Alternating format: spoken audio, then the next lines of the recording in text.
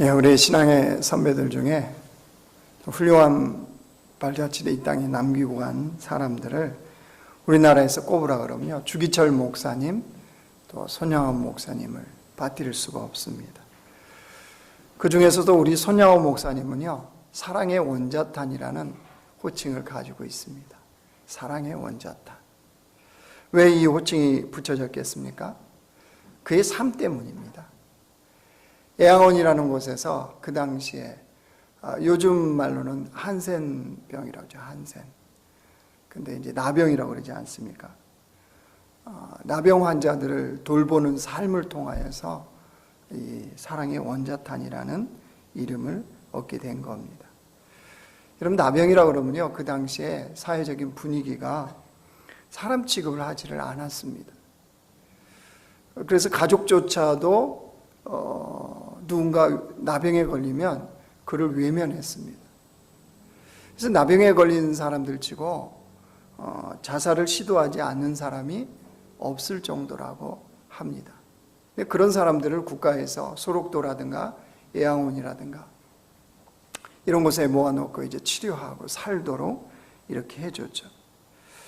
근데 그런 나병 환자들이 살고 있는 애양원에서 손양원 목사님은 그들을 예수님처럼 섬겼다고 그럽니다. 다리에 나병 때문에 고름이 찬 사람을 보게 되어지면 손양원 목사님은 주저하지 않고 입술로 그 고름을 빨아서 고름을 빼줬다고 그럽니다. 그리고 거기에 소독하고 치료하고. 이럴 때 그 나병 환자들은 처음에 깜짝 놀라는 거죠. 그런 사람이 없었으니까요. 그러다가 이제 그것이 예수님의 사랑이라는 것을 깨닫고 정말 눈물로 그 사랑을 받아들였다. 손양원 목사님이 애양원에서 그렇게 한 것만 또 아닙니다. 손양원 목사님은요, 신사참배를 거부했습니다.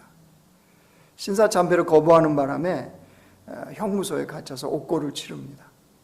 그러다가 1945년 8.15 해방과 더불어서 형무소에서 나오는 기쁨을 맞이합니다.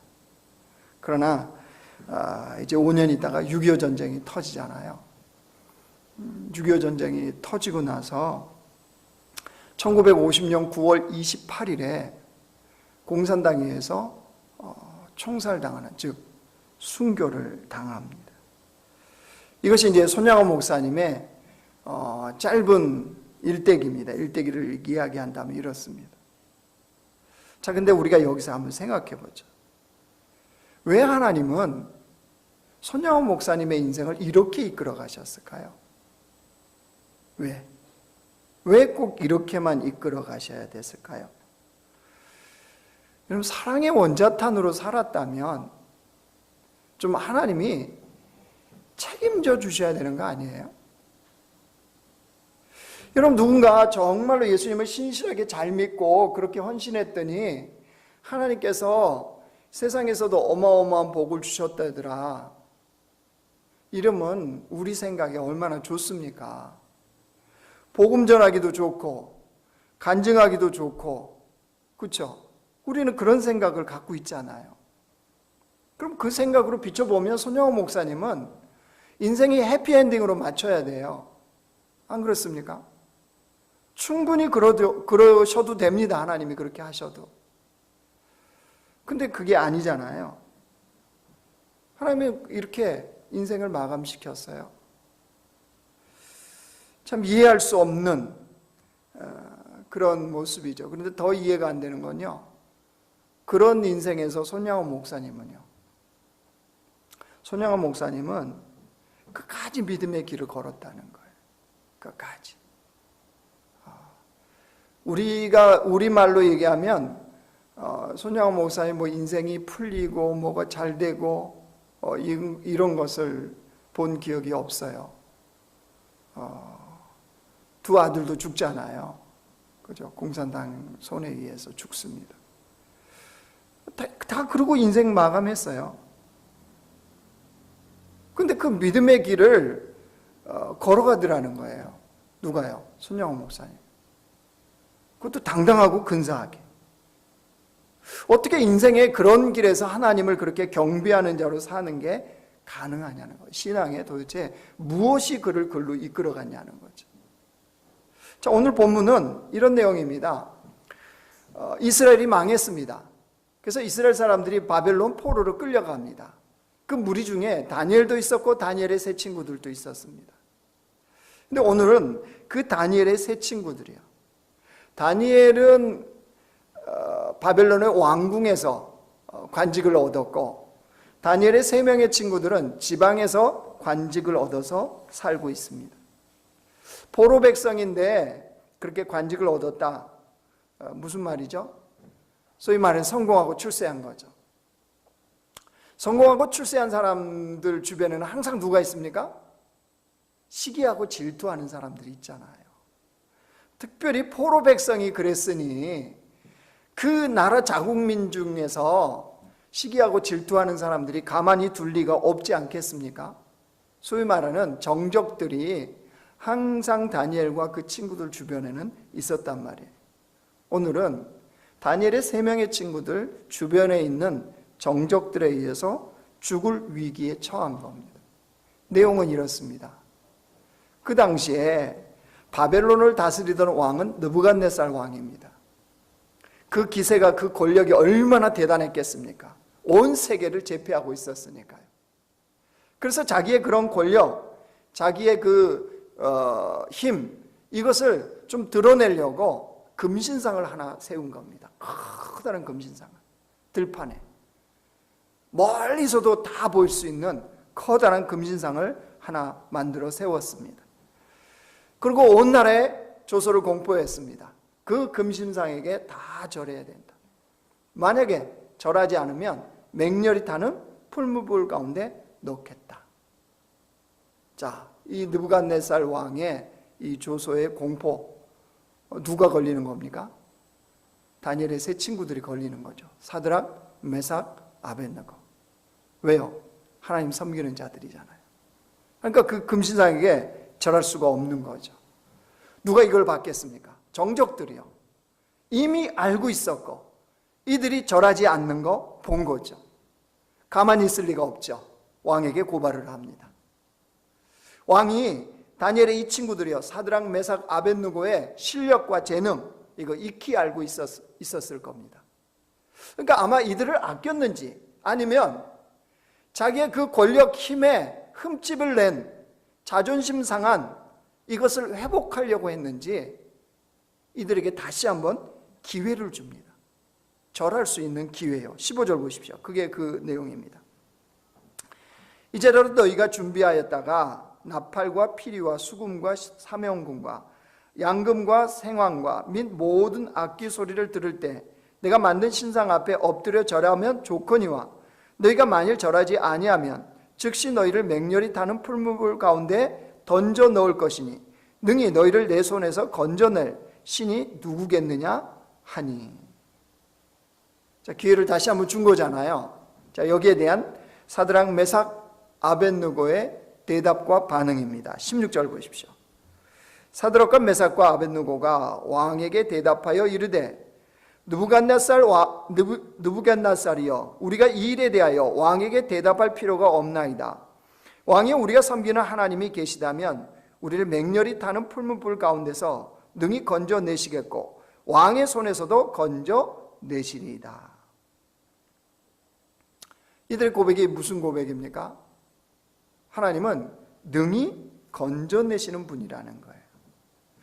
맹렬히 타는 풀무불 가운데서도 건져내실 거고 인생에서 당하는 모든 어려움 가운데서도 주님은 건져내실 분이라는 거예요. 왜 이렇게 얘기하죠, 이들은? 그들이 경험한 하나님이 있거든요. 자, 우리가 생각해 보죠. 어떤 하나님을 이들은 경험했나요? 바벨론 포로로 끌려왔을 때 이들은 왕에 의해서 훈련을 받죠. 나중에 쓰임 받으려고요. 그래서 이들에게 주어졌던 권리가 뭐였습니까? 왕이 먹는, 왕궁에서 먹는 진미, 포도주, 이런 것을 마실 수 있는 그 특권을 이들에게 주잖아요. 근데 이들이 이것을 포기합니다. 거절합니다. 그리고 그것을 먹지 않기 위해서 열흘 동안 채식을 먹도록 이렇게 테스트를 해달라고 그러잖아요. 자, 여러분 그 결과가 어떻게 되었습니까? 다니엘서 1장 한번 보여주실래요? 우리 같이 한번 읽겠습니다. 시작. 그가 그들의 말을 따라 열흘 동안 시험하더니 열흘 후에 그들의 얼굴이 더욱 아름답고 살이 윤택하여 왕의 음식을 먹는 다른 소년들보다 더 좋아 보인지라. 여러분, 고기를 먹지 않고 채식만 먹으면 얼굴이 더 윤기가 흐르고 더 좋아집니까? 고기를 요즘 안 드시고 사십니까? 채식만 먹어서 얼굴이 윤택해지고 더 좋아 보일 리는 없습니다.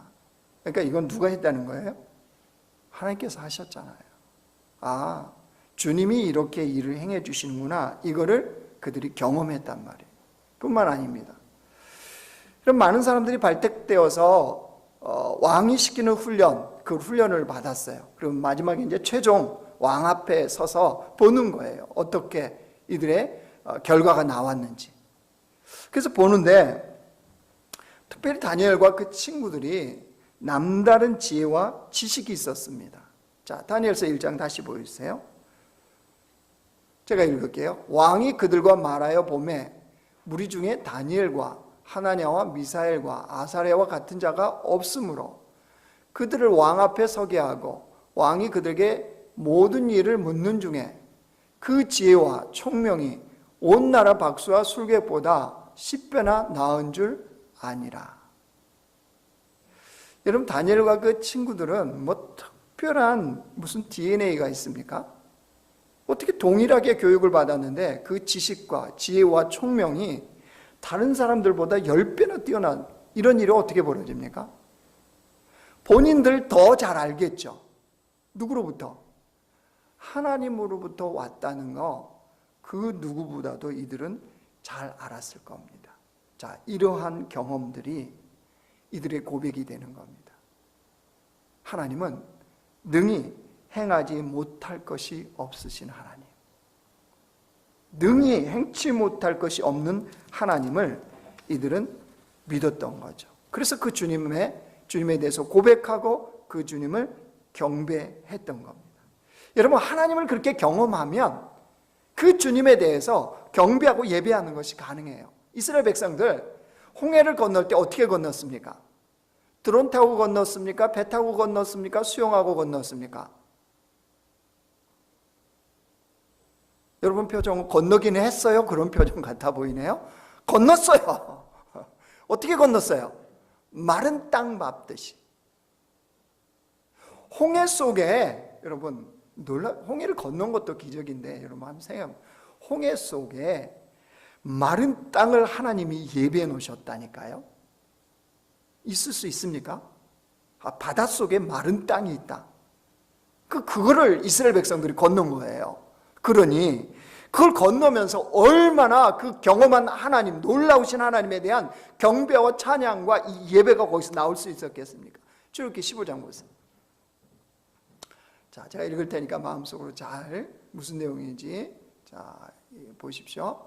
바로의 말과 병거와 마병이 함께 바다에 들어가매 여호와께서 바닷물을 그들 위에 되돌려 흐르게 하셨으나 이스라엘 자손은 바다 가운데서 마른 땅으로 지나간지라.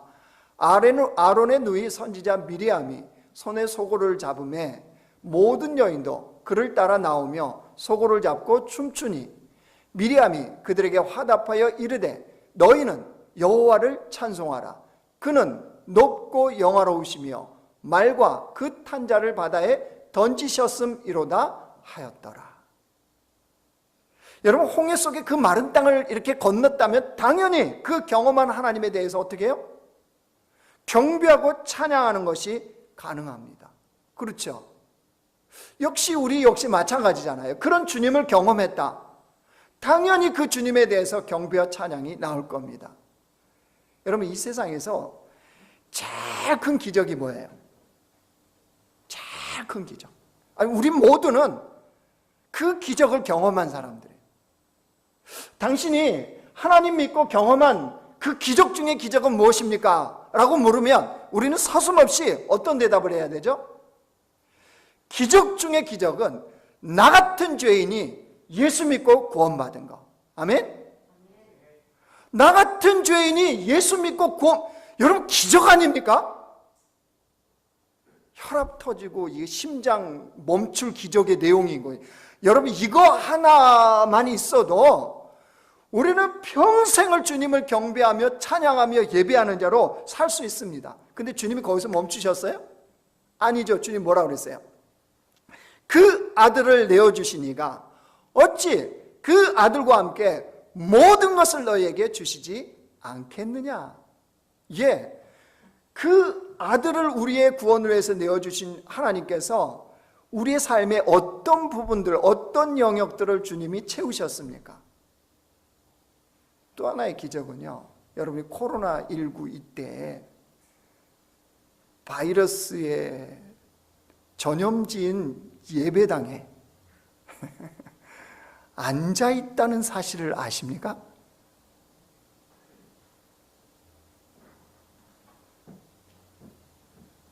아니, 지금 우리가 이때 예배자잖아요. 그렇죠? 하나님이 이 모양 저 모양 이런 모양으로 우리의 삶을 책임지시고 이끄셨기 때문에 우리가 이 자리에 있는 거 아니에요? 근데 말은 안 하시지만 여러분이 한 주 동안도 인생에서 경험한 그 놀라운 하나님이 얼마나 많습니까? 그 주님을 경배하라, 그 주님을 예배하라, 우리 충분히 할 수 있습니다. 그런데 여러분 신앙생활 하면서 맹점이 있어요. 조심해야 될 맹점이 있어요. 이 경험 굉장히 중요해요. 주님을 경험하는 거, 주님을 맛보아하는 거, 경험하여 아는 거 정말 중요합니다.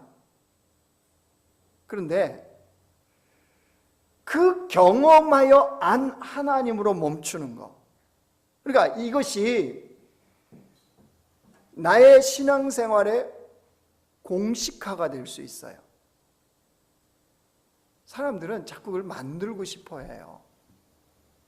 1 더하기 1은 2, 뭐 이런 거 있잖아요. 그렇죠? 구구단 암기하는 것처럼 내가 주님을 사랑하고 내가 주님께 헌신하면 주님은 내 인생에 이런 것들을 해 주셔야 돼. 이런 공식화 하세요? 근데 아니 우리 인간사에도요 공식들이 틀려요. 아내들이 요즘 젊은 세대들이 쓰는 말이에요. 아내가 여보 나 사랑해? 그러고 물으면 나이 드신 분들 뭐라고 대답합니까? 둘 중에 하나는 사랑하지. 그걸 꼭 말해야 하나? 이 둘 중에 하나 대답하죠? 다른 생각 전혀 안 드시죠? 요즘 젊은 사람들은 아내가 여보 나 사랑해? 그럼 무슨 대답해야 되는 줄 아십니까? 이게 답이랍니다. 여보 정말 미안해. 당신이 그런 질문을 하도록 해서 정말 미안해.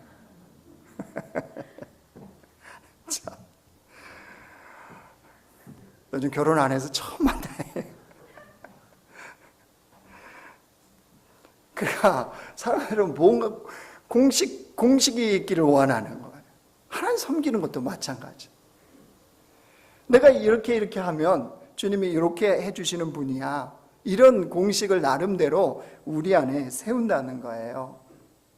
그런데 신앙생활은 하나님이 그렇게 안 하실 때가 많거든요. 그렇게 주님을 사랑하고 주님께 헌신했더니 그 인생의 길이 십자가의 길, 가시밭 길이 될 수 있어요. 주님을 그렇게 사랑하고 헌신하고 주께 나갔는데 순교의 길이 될 수 있단 말이에요. 이걸 어떻게 해야 돼요, 그러면? 그러니까 신앙을 공식화해 놓고 거기에 끼워 맞추고 그렇게 해서 여호와의 복을 받고자 하는 거, 이것은 바로 어린아이의 신앙이라고 그러는 겁니다. 아이들은 그렇잖아요. 애기들은 이렇게 하면 애들도요 어른들이 이뻐하는 걸 알아요. 아세요? 우리 교회에 쌍둥이들이 많은데 쌍둥이들 내가 누구라고 말을 안 하는데 얼마나 참 뚱한지 몰라요. 사탕을 주겠다고 허깅해달라고 그러면요 그냥 이렇게 뒤로 돌아서 들어와요. 뭐 이렇게 비싸다고 그냥 앞으로 와도 괜찮은데 사탕 받잖아요? 뒤도 안 돌아보고 나가버립니다. 그런다고 못 느낄까요? 알아요, 저는. 느껴요. 제가 이거 좋아하는구나. 걔들이 오면 항상 어디부터 들리는 줄 아세요? 목양실부터 온다는 거 아세요? 제가 어디 외출해 있거나 그러면요, 되게 섭섭해요, 애들이. 여러분 안 그러시죠? 영화부 걔네들은 그래요. 여러분, 근데 그 아이들은 그런 걸 알잖아요. 어린아이. 우리의 신앙이 마치 공식화하면 하나님은 요렇게 하시면 요렇게 하셔. 요렇게 하시면 요렇게 해주셔. 이런 바람이 그 안에 있을 때 그건 성숙한 신앙이 아니라고 하는 겁니다. 자, 사드락 메삭 아벳느고는 그렇게 해서 경험된 하나님을 자기들은 경배한다, 찬양한다 얘기합니다. 그런데 거기서 멈추지 않아요. 자, 18절 한번 보실래요? 그렇게 하지 아니할지라도 왕이여 우리가 왕의 신들을 섬기지도 아니하고 왕이 세우신 금신상에게 절하지도 아니할 줄을 아옵소서. 만약에 맹렬히 타는 풀무불 가운데 하나님이 건지지 않는다 할지라도 우리는 왕의 신에게 절하지 않을 겁니다. 이 이야기잖아요. 이게 무슨 말인가요? 이들의 고백이 도대체 무슨 고백인가요? 이들이 믿는 것은 자신들의 죽고 사는 것에 의해서 하나님의 능력은 평가될 수 없다는 거예요. 자기들이 풀무불에 던져져서 죽는다 할지라도 하나님이 그래서 무능력한 하나님이다 아니라는 거예요. 자기를 맹렬한 풀무불 가운데 던지지 않도록 하나님이 구원해 주셨다면 능력 있는 하나님, 그렇게 말할 수 없다. 하나님의 능력을 좌우하는 것은 죽고 사는 것의 여부에 달리지 않았다는 거예요. 그것은 하나님의 주권에 의해서 결정된다는 거예요. 사드락 메삭 아벳느고가 고백하는 것은 이거예요. 자신들의 삶에 이해할 수 없는 결과가 온다 할지라도 그것은 하나님의 신비로운, 피조물인 우리가 이해하지 못할 하나님의 신비로운 섭리가 그 안에 있을 것이라는 것을 믿는다는 거예요. 이게 18절의 그 고백이에요. 피조물인 우리가 어떻게 창조주 하나님을 다 이해하겠습니까? 나야 A라는 길을 원하는데 주님이 B도 주고 C도 주신다면 나는 도대체 이해가 안 되지만 거기에는 하나님의 신비한 섭리의 역사, 즉 주님의 주권에 의한 그 섭리의 역사가 있는 것을 믿겠다는 거예요. 그래서 절하지 않겠다는 거예요. 그래서 풀무불에 던져져 죽는다 할지라도 안 하겠다는 거예요. 여러분 이거를 뭐라고 그래요? 한 걸음 더 나간 믿음이라는 거예요. 이거를 성숙한 믿음이라고 하는 겁니다. 그러니까 하나님은 그 하나님이 하신 일에 대해서 우리가 경배하는 것도 마땅하지만 하나님은 하나님이시기 때문에 마땅히 경배를 받아야 한다는 고백입니다.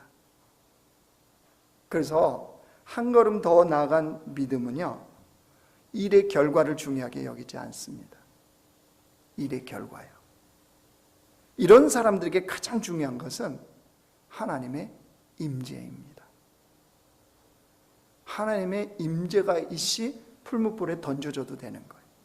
하나님의 임재가 있는데 건져줘도 되는 거예요. 이들에게 진짜 중요한 건 이거라는 거예요. 그러니까 우리가 한 걸음 더 나간 믿음의 사람으로 이 땅을 산다는 것은 이겁니다. 지금 간절하게 내가 기도하고 있는데 그것이 응답되지 않았어도, 지금 자신의 일이 다 해결되지 않는 상태에 있어도 우리는 하나님을 뜨겁게 예배하는 것이 가능합니다. 그 주님을 뜨겁게 예배하는 게 가능해요. 왜요? 주를 향한 우리의 마음은, 그 예배의 마음이 뜨거운 상태니까요. 여러분 욥 생각해 보십시오. 욥이 언제 뜨거운 예배를 하나님 앞에 드렸습니까? 언제요? 욥이 하나님 앞에 뜨거운 예배를 드렸던 것은요, 하루아침에 재산, 자식, 종들, 다 잃어버렸을 때입니다. 이해를 못해요. 납득할 수가 없어요. 알 수도 없는데 하루아침에 다 잃어버렸어요. 그때 욥이 이렇게 하나님을 예배합니다. 욥기고에 있어요. 같이 읽습니다. 시작. 욥이 일어나 겉옷을 찢고 머리털을 밀고 땅에 엎드려 예배하며 이르되 내가 모태에서 알몸으로 나았사온즉 또한 알몸이 그리로 돌아갈 주신 이도 여호와이시요 거두신 이도 여호와이시요 여호와의 이름이 찬송을 받으실지니이다 하고, 다 잃어버렸을 때 여호와를 예배하며 여호와의 이름이 찬송을 받으실지. 하나님을 향한 뜨거운 예배가 있었다는 거예요. 여러분 다윗도 마찬가지예요. 다윗이요 바세바 사이에서 아이가 태어나잖아요. 근데 이 아이가 시름시름 앓아 죽어갑니다. 그때 다윗이요 금식하면서 기도합니다. 하나님께 살려달라고. 그런데 하나님께서 이 아이를 데려갔어요. 자기가 소원하는 대로 안 들어주신 거죠, 하나님이. 그때 다윗이 무엇을 했는지 보십시오. 사무엘하 보세요. 제가 읽을게요. 다윗이 땅에서 일어나 몸을 씻고, 아이가 죽은 후에요, 기름을 바르고 의복을 갈아입고 여호와의 전에 들어가서 경배하고 왕궁으로 돌아 명령하여 음식을 그 앞에 차리게 하고 먹은지라. 아이가 죽자 어떻게 했다고요? 일어나서 몸을 씻고 기름을 바르고 의복을 갈아입고 여호와의 전에 들어가서 성전에 가서 주님 앞에 뜨겁게 경배했다는 거예요. 왜 그렇죠? 왜 다윗은 이렇게 했나요? 욥은 왜 그랬나요? 여러분 하나님의 주권이요, 하나님의 주권을 철저히 인정하면 어떤 상황에서도 하나님을 예배하는 게 가능해진다는 거예요. 사랑하는 성도 여러분, 오늘 말씀의 핵심이 뭐냐면요, 우리의 신앙이 17절에만 머무면 안 된다는 거예요. 그거는 어린아이의 신앙, 미성숙한 신앙이에요. 하나님이 내게 어떤 것을 행해 주신 것만 주께 경배할 수 있고 예배할 수 있고, 하나님이 이렇게 풀어줬을 때 내가 주님 앞에 나올 수 있고, 이렇게 해야 주의 백성답게 사는 건 17절에 머무는 신앙이에요. 아니요, 하나님은 우리가 18절로 오라는 거예요. 내가 이해하지 못하고 내가 알 수도 없고 내가 원치도 않는 그 열매, 그 결과가 나온다 할지라도 하나님의 그 통치 아래 신비한 주님의 섭리, 합력하여 선을 이루시고 나를 사랑하시고 나를 끝까지 이끌어 가시는 하나님의 그 계획 속에 주님이 이루고 계시고 있다는 사실을 믿으면 그때도 주를 향하여서 뜨겁게 예배한다는 거예요. 내가 원하는 것이 이루어졌을 때 감사하고 감격에 눈물을 흘리며 예배하는 것뿐만 아니라, 내가 원치 않는, 상상하지도 못했던, 정말 내가 보기에는 낙심하고 좌절될 일이 벌어져도 그 주님을 믿으며 거기에서도 역시 뜨거운 마음으로 경배하고 예배하는 백성, 그게 18절 신앙이에요. 하나님은 우리가 그 자리까지 나오라는 거예요. 그러기 위해서 이 땅에 우리에게 생명을 주신 거예요. 자, 앞에 말씀드렸던 손양호 목사님, 그분은 어떻게 18절 예배를 했을까요? 17절에 머물지 않고. 손양호 목사님 순교하기 전에요, 2년 전에 1948년에 여수 반란 사건이 벌어집니다. 그때요, 두 아들 죽습니다. 공산당에 의해서 죽어요. 그때 10월 27일 날 두 아들의 장례식을 치르는데요, 사람들이 이제 장례를 기독교식으로 하지 않겠습니까?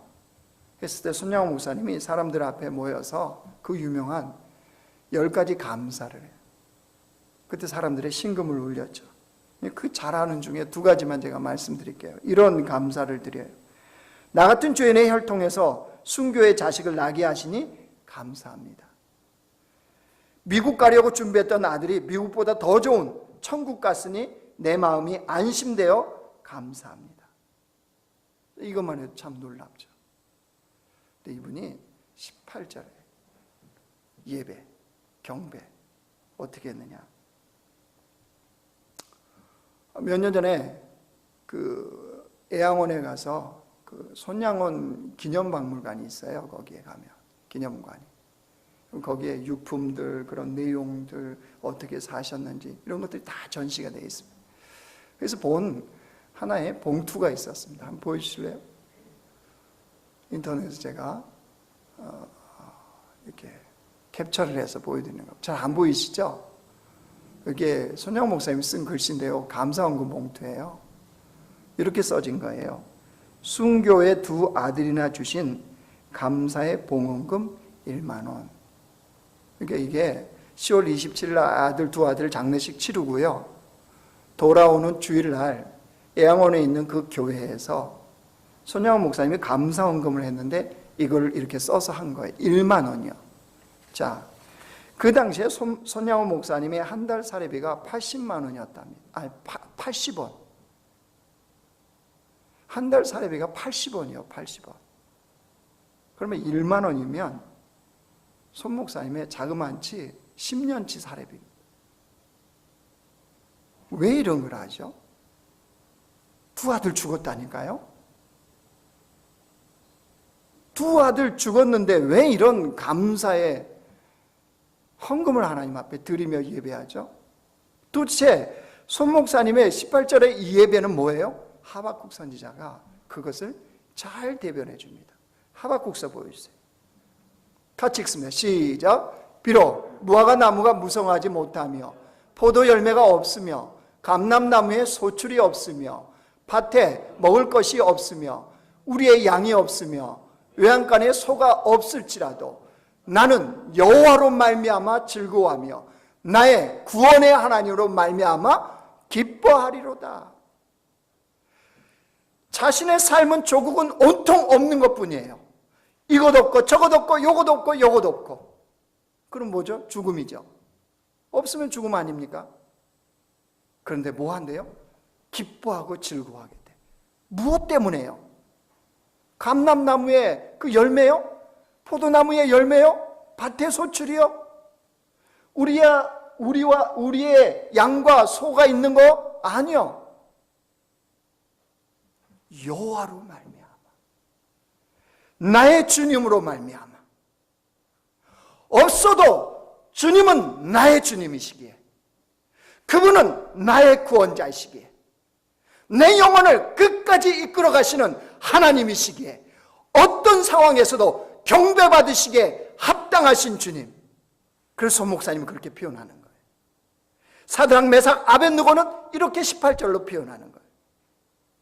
여러분, 이제 그 믿음의 바톤이 우리에게 주어졌습니다. 2020년 이때 우리가 그 바톤을 이어받았어요. 여러분, 어떻게 살아가시겠습니까? 어떻게 주님을 경배하실 겁니까? 어떤 자리에서 주님을 예배하실 겁니까? 나는 나의 여호와 하나님으로 말미암아, 나의 구원의 하나님으로 말미암아 어떤 상황에서도 기뻐하고 즐거워하며 경배하는 자로 살겠습니다 라는 고백이 18절의 고백인 거예요. 여러분, 사랑하는 여러분, 저와 여러분이 이 땅에서 18절의 신앙생활을 하는 자들 되기를 원합니다. 그래서 예수님이 이 땅에 사셨고 손양원 목사님, 주기철 목사님이 사셨던 그 믿음의 길을 이제 우리가 걸어가기를 원합니다. 그래서 우리를 통하여 내 삶이 때로는 찌그러지고 무너지고 엎어지고 소망이 없는 그 자리를 할지라도 그 믿음의 바톤을 이어받은 자답게 좀 부족하지만, 연약하지만 그 자리에서도 주님을 경배하는 자, 나를 통하여 주님이 영광 받으시나는 이 사실을 기억하면서 그 삶을 살아가는 하나님의 백성들, 그런 공동체가 되기를 주님의 이름으로 축원합니다.